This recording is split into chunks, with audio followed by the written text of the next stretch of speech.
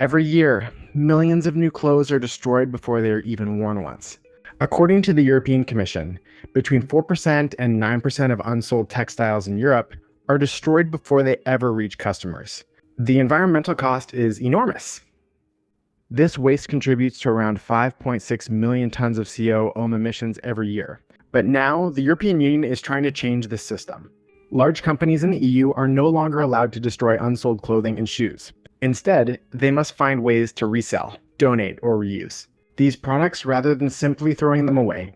But an important question remains, why were companies destroying perfectly new clothes in the first place? The answer lies in the economics behind the fashion industry. For some companies, destroying unsold products can actually be cheaper than storing, transporting, or selling them at a discount. The costs of warehouses, inventory management, price reductions, and protecting a brand's image can sometimes become higher than the value of the products themselves. For fashion companies, unsold clothing is not only an environmental problem, it is an economic problem. But the new European rules come with an important detail. Not every unsold product is covered by the ban. Clothes and shoes that are damaged, contaminated, dangerous, or impossible to safely reuse can still be destroyed. Could these exceptions become loopholes that allow companies to avoid the new rules? Some environmental groups warn that without strict monitoring, companies could potentially misuse these exceptions by incorrectly classifying products as unusable. That is why critics argue that enforcing the law will be just as important as creating it. Supporters of the regulation say it could bring benefits for consumers. More discounted products could enter the market through outlet stores, surplus marketplaces, and secondhand platforms. It could also mean fewer new clothes are destroyed and more products are given a second life. However, critics argue that implementing the system will not be easy. Not every unsold product can simply be resold or donated. Some items have damaged packaging, some have high transportation costs, and others simply have no demand. As a result, companies may face higher costs for sorting, storing, documenting, and preparing products for resale or reuse. But the biggest problem goes beyond unsold clothing. Why are we producing such enormous amounts of clothing in the first place?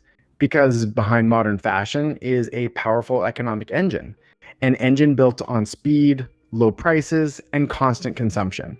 And in recent years, this engine has become even faster. This is where the story of ultra-fast fashion begins. Traditional fast fashion changed the industry by producing affordable clothing quickly and responding to changing trends. But ultra-fast fashion has taken this model to another level.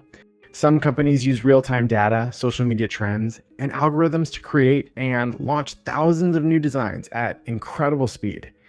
Today, a trend can appear on social media and become a product available for purchase just days later. The goal is simple: more designs, more speed, lower prices. But this speed comes with consequences. When clothes become extremely cheap and trends change constantly, consumers are encouraged to buy more and keep their clothes for shorter periods of time. And that means more production, more waste, more pressure on the planet's resources. Europe's ban may solve one part of the problem, the destruction of unsold clothing. But one major question remains: can a system built on endless production ever become truly sustainable? If you want to understand the economic engine behind fast fashion and how this industry became so powerful, watch our full documentary, The Dark Side of Fast Fashion.